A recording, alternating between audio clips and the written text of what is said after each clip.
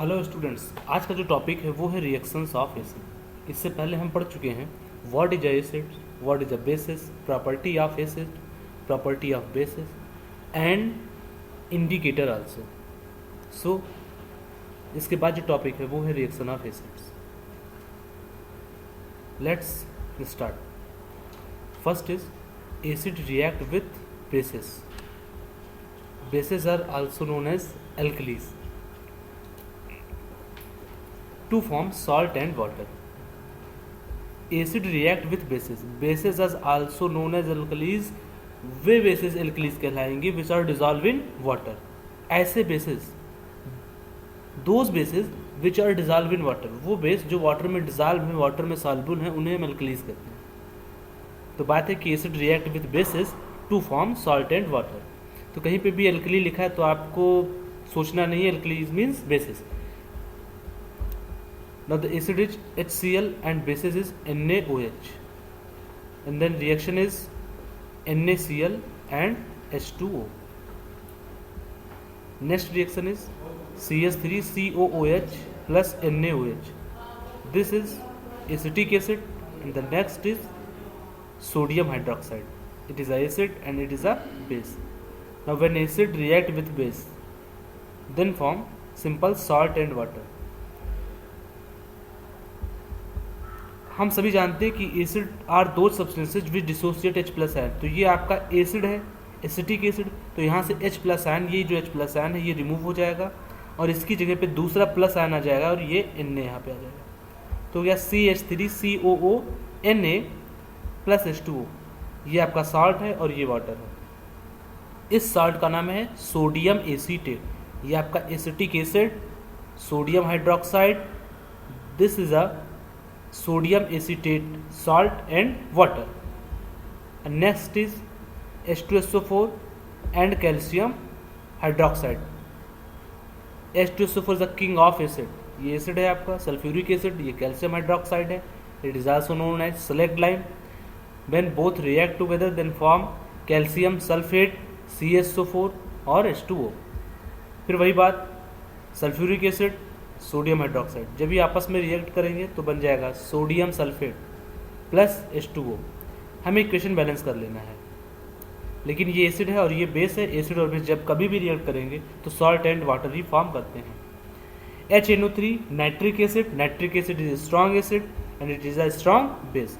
जब acid base से react करते हैं तो बन जाता है salt and water. NaNO3 salt and H2O water. This type of reaction is known as neutralization reaction. What is this? Is known as neutralization reaction. When acid react with base, then form salt and water, and the reaction is called neutralization reaction. This is a very important topic which are discussed here. Note all the compound containing hydrogen. बहुत सारे ऐसे compound है जो hydrogen contain किए हैं। All the compound containing hydrogen, बहुत सारे ऐसे कंपाउंड है जो हाइड्रोजन कंटेन किए हैं but they are not acid, लेकिन वो एसिड नहीं है। ऐसा क्यों? Because they do not dissociate H plus ion in aqueous solution, क्योंकि वो H प्लस आयन नहीं दे रहे हैं एक्वस सोल्यूशन में, इस वजह से वो सभी एसिड नहीं है। All the compound containing hydrogen, बहुत सारे कंपाउंड आपके पास है जो हाइड्रोजन कंटेन किए लेकिन वो एसिड नहीं है। क्यों? Because they do not dissociate hydrogen ion H plus ion in aqueous solution. Acid की प्रॉपर्टी यही है कि dissociate H plus ion in aqueous solution. Question है आपके पास, ये एग्जांपल यहाँ पे क्वेश्चन इस तरीके से आता है कि glucose and alcohol both containing hydrogen but they are not acid. तो आप एक्सप्लेन क्या करेंगे? They are not acid because they do not dissociate into H plus ion is aqueous solution. ये बात है जो कि इंपॉर्टेंट है। All the hydrogen containing compound are not acid. जितने भी हाइड्रोजन कंटेनिंग कंपाउंड है वो एसिड नहीं होंगे, but all the acid contain hydrogen ion. ये भी आता है ट्रू फॉल्स में कि all the acid contain hydrogen ion, जितने एसिड हैं सब हाइड्रोजन आयन कंटेन करते हैं, सबके पास H प्लस आयन होता है। लेकिन ये बात ज़रूरी नहीं कि हाइड्रोजन कंटेनिंग कंपाउंड, जितने कंपाउंड हाइड्रोजन रखे हुए हैं खूब वो एसिड ही हो। वो एसिड जब कहलाएंगे जब वो H प्लस आयन देंगे। यानी एसिड है तो H प्लस आयन दे रहा है, लेकिन अगर उसके पास हाइड्रोजन है तो ज़रूरी नहीं कि H+ आयन दे ही। डन। तो एसिड हाइड्रोजन आयन कंटेन करते हैं, लेकिन जो हाइड्रोजन कंटेन किए कंपाउंड है वो एसिड नहीं है, because they do not dissociate H+ ion. जो नेक्स्ट है वो है reaction of acid with metal. अगर एसिड का रिएक्शन मेटल के साथ होता है तो फिर क्या होगा? When acid react with metal then forms salt and evolve hydrogen gas. अगर आपके पास कोई एसिड है, यहाँ से HCl, और ये आपके पास मेटल है Zl, तो एसिड जब मेटल के साथ रिएक्ट करेगा तो बनेगा आपका सॉल्ट एंड वॉट, यहाँ पे H2O gas, H2 gas release होगी। ये एसिड है और ये आपका मेटल है। जिंक मेटल जब हाइड्रोक्लोरिक एसिड के साथ रिएक्ट करता है तो ZnCl2 plus H2 hydrogen gas release होती है। ओके। एक और बात हम देखते हैं, ये है H2SO4 और Zn। जब सल्फ्यूरिक एसिड के साथ जिंक रिएक्ट करेगा, सल्फ्यूरिक एसिड के साथ जिंक रिएक्ट करता है तो फिर बन जाएगा आपका वही सॉल्ट एंड हाइड्रोजन गैस। मैं कह रहा हूँ कि मेटल अगर एसिड के साथ रिएक्ट कर रहा है, अगर कोई भी मेटल है वो एसिड के साथ रिएक्ट करता है तो फिर बनेगा आपका salt and hydrogen gas. If metal react with acid, ये आप लिखिए अपनी कॉपी में, if metal react with acid, अगर मेटल है एसिड के साथ रिएक्ट कर रहा है तो बनेगा salt and hydrogen gas evolve, hydrogen gas evolve हो जाएगी। कैसे पता चलेगा कि हाइड्रोजन गैस है? आप एक टेस्ट ट्यूब लेंगे, उस टेस्ट ट्यूब में आप मेटल के कुछ पार्ट रख देंगे, जैसे जिंक ग्रेनुअल्स, हमने जिंक के छोटे छोटे टुकड़े उस टेस्ट ट्यूब में रखे और फिर उसके ऊपर हम ड्रॉपर से 2-3 ड्रॉप्स एसिड H2SO4 ऐड करेंगे तो हम क्या देखेंगे कि नीचे ZnSO4 प्रेसिपिटेट आपको मिलेगा, ये आपका नीचे बना रहेगा जिंक सल्फेट, और ऊपर हाइड्रोजन गैस रिलीज होगी, बबल्स निकलेंगे। कैसे पता चलेगा कि हाइड्रोजन गैस है? आप क्या करेंगे, एक बर्न मैच स्टिक, जलती हुई माचिस की तीली उस टेस्ट ट्यूब के पास लेके जाएंगे तो वहाँ से आपको पॉप साउंड सुनाई पड़ेगा, यानी कि पॉप साउंड टेस्टिंग से हम हाइड्रोजन गैस का पता करते हैं। अगर कहीं हाइड्रोजन गैस रिलीज हो रही है तो आप बर्निंग कैंडल उसके टेस्ट ट्यूब के नियर लेके जाओगे तो आपको पॉप साउंड रिलीज होगा। ये आपका है acetic acid CH3COOH। When acid react with metal then evolve hydrogen gas, तो आपको हाइड्रोजन गैस रिलीज होती हुई मिलेगी। ये एक केस है HNO3, वो मैं आपको समझाना चाहता हूँ कि all the metals are not react with nitric acid because they do not dissociate hydrogen gas. हम ये कह सकते हैं कि जितने सारे मेटल हैं, बहुत सारे मेटल ऐसे हैं जो नाइट्रिक एसिड से रिएक्ट करने के बाद हाइड्रोजन गैस इवॉल्व नहीं करते। बहुत सारे ऐसे मेटल आपके पास हैं जो नाइट्रिक एसिड के साथ रिएक्शन करने पे हाइड्रोजन गैस नहीं देते हैं, वो हाइड्रोजन गैस की जगह पे आपको वाटर रिलीज कर देते हैं। बहुत सारे ऐसे मेटल हैं, बहुत सारे ऐसे मेटल हैं जो नाइट्रिक एसिड के साथ रिएक्शन करने पे हाइड्रोजन गैस नहीं देते हैं। वो क्या रिलीज करते हैं? वो H2O रिलीज कर देते हैं, क्योंकि जो नाइट्रिक एसिड है आपका वो स्ट्रॉन्ग ऑक्सीडाइजिंग एजेंट है। लेकिन इसमें कुछ एक्सेप्शन भी है, वो मैं आपको समझाता हूँ, इस टॉपिक पे लेके आता हूँ। पहले इसके बारे में कुछ और देख लें।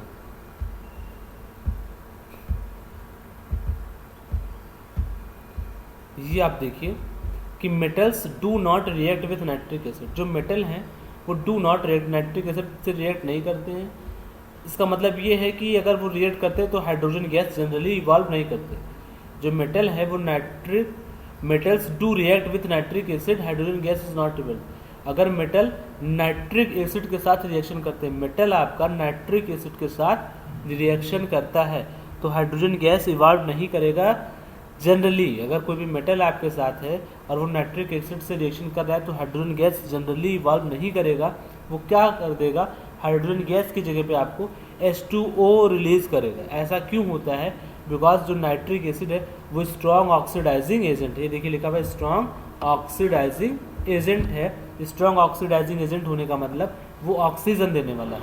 तो HNO3 क्या करता है? H2 रिलीज नहीं करता, H2 की जगह पे H2O रिलीज कर देता है। वो H2 को ऑक्सीजन प्रोवाइड करा देता है क्योंकि स्ट्रॉन्ग ऑक्सीडाइजिंग एजेंट है। बात इतनी सी है कि जो मेटल्स हैं वो नाइट्रिक एसिड के साथ रिएक्शन करने पे, ठीक, बहुत सारे ऐसे मेटल हैं जो नाइट्रिक एसिड से रिएक्शन करने पे हाइड्रोजन गैस इवॉल्व नहीं करते हैं वो हाइड्रोजन गैस की जगह पे H2O रिलीज करते हैं। कुछ एक्सेप्शन भी है।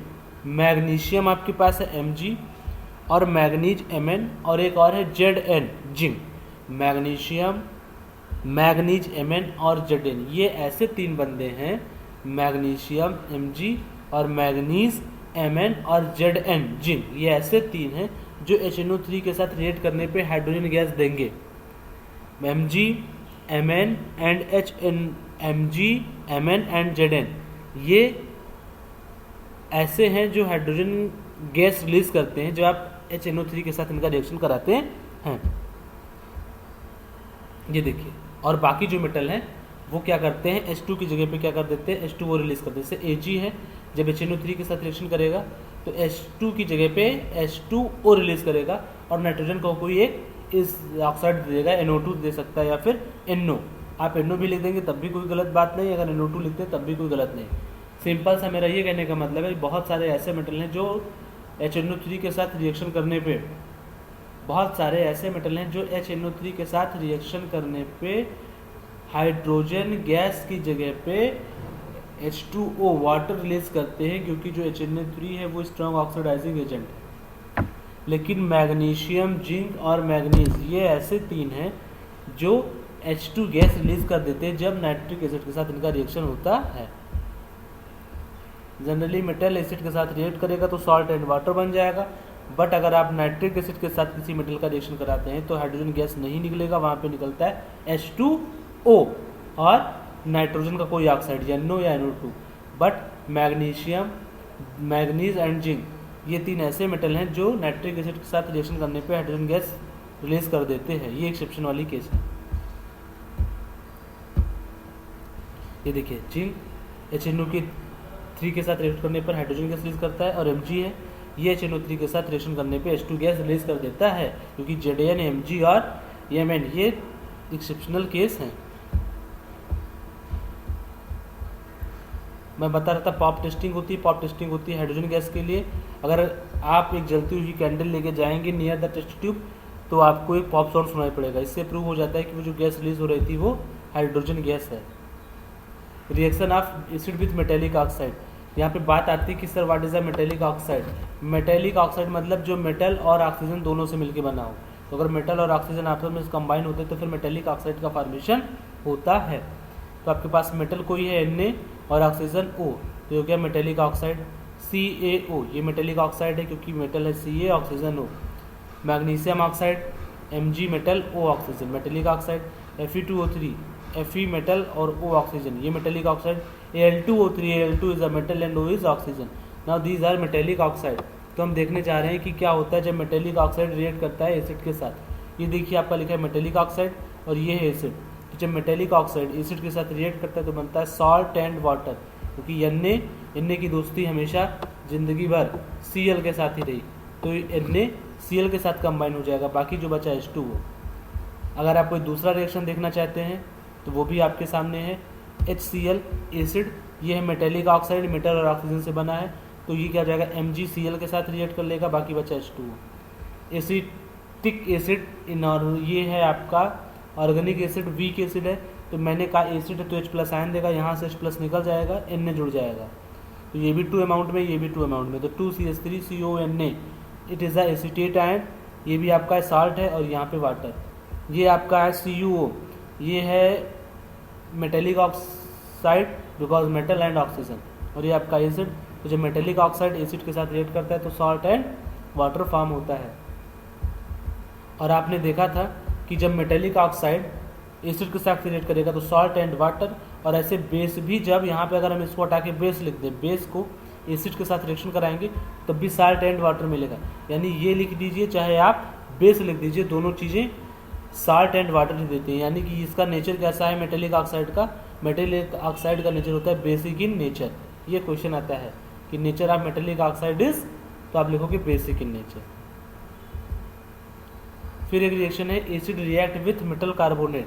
अगर एसिड का रिएक्शन मेटल कार्बोनेट के साथ कराएंगे तो क्या देखेंगे, या फिर metal hydrogen carbonate. Metal carbonate का मतलब कोई मेटल लगा हो, और कार्बोनेट मीन्स होता है CO3, ये मेटल Na है और CO3 कार्बोनेट। और मेटल हाइड्रोजन कार्बोनेट मेटल हो प्लस हाइड्रोजन हो और प्लस कार्बोनेट हो तो बोलते हैं मेटल हाइड्रोजन कार्बोनेट। तो let us see here acid और मेटल कार्बोनेट का रिएक्शन कराएंगे तो salt, carbon dioxide and H2O gas release होगी। तो हम ये देखते हैं कि इसका रिएक्शन कैसे कंप्लीट करें। Now here is acid HCl and metal carbonate Na2CO3। तो हम जानते हैं कि Na की दोस्ती हमेशा ज़िंदगी भर रही है किसके साथ, ज़िंदगी भर Cl के साथ ही कंबाइन हुआ। तो NaCl और बाकी जो बचा आपका CO2 प्लस H2O, ये भी आपका मेटल कार्बोनेट है CaCO3 HCl। तो कैल्शियम पॉजिटिव नेचर का है और Cl नेगेटिव नेचर का है। तो CaCl2 CO2 प्लस H2O और ये आपका मेटल हाइड्रोजन कार्बोनेट। देखिए मेटल हाइड्रोजन एंड कार्बोनेट। तो जब ये भी एसिड के साथ रिएक्शन करेगा तो आपका बन जाएगा ये मेटल है और ये कार्बोनेट, ये निकल जाएगा sodium chloride, salt, carbon dioxide and water. एक रिएक्शन आप देखिए कि what happen when carbon dioxide gas react with calcium hydroxide slaked lime. Simple है, इसमें आप करोगे क्या, कार्बन डाइऑक्साइड गैस लिख देंगे और calcium hydroxide CaOH2 whole twice. Calcium hydroxide आप लिखते हो तो CaO2 CaOH2 whole twice plus CO2, ये आपका सिलेक्ट लाइम है और कार्बन डाइऑक्साइड से रिएक्शन कराएंगे तो बन जाएगा CaCO3 प्लस H2O। डन।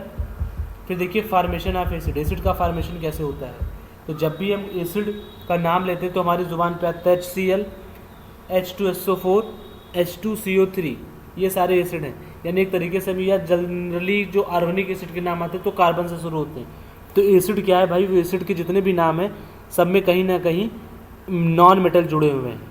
ठीक, तो नॉन मेटल ऑक्साइड जब वाटर से रिएक्ट करेगा तो फिर एसिड का फॉर्मेशन बन जाता है। नॉन मेटेलिक ऑक्साइड क्या है, आप कोई नॉन मेटल ले लीजिए, कार्बन, फास्फोरस, सल्फर, ये आपके नॉन मेटल है, इनके साथ ऑक्सीजन का रिएक्शन कराएंगे तो नॉन मेटेलिक ऑक्साइड बन जाएगा।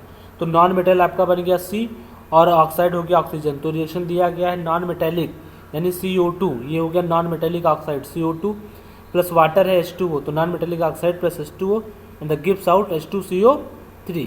और ये आपका एसिड है। यानी जब नॉन मेटेलिक ऑक्साइड वाटर के साथ रिएक्शन करेगा तो बन जाएगा आपका एसिड। तो एसिड क्या है आपका, नॉन मेटेलिक ऑक्साइड से बनता है। नॉन मेटेलिक ऑक्साइड जब वाटर के साथ रिएक्ट करेगा तो बन जाएगा आपका acid.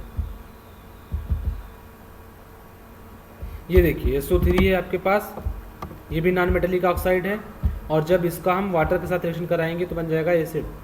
Non metallic oxide because sulphur is non metal, oxygen non metallic oxide और water sulphurous acid and non metal O oxygen. Non metallic oxide water के साथ रिएक्ट करने पे बनता है acid, this is a nitric acid. तो non metallic oxide are acidic acid, क्योंकि जो नॉन मेटेलिक ऑक्साइड है वो एसिड बनाते हैं, इसलिए वजह से ये एसिडिक एसिड है।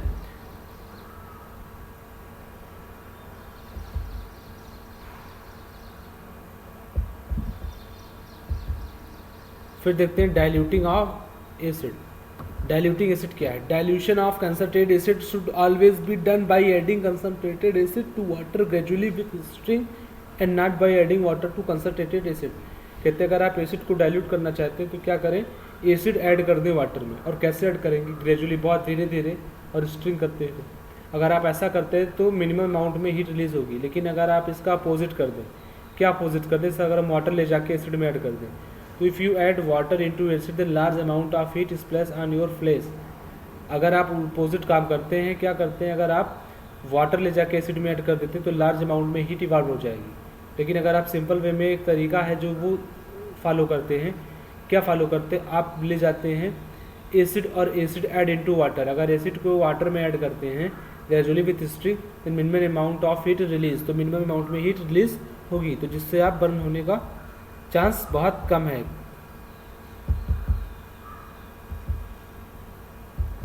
ये लिखा भी है, अगर water is added to concentrated acid, अगर आप वाटर ऐड करते हैं कंसंट्रेटेड एसिड में डाइल्यूट करने के, तो large amount of heat evolve, बहुत ढेर सारा हीट इवॉल्व हो जाएगा।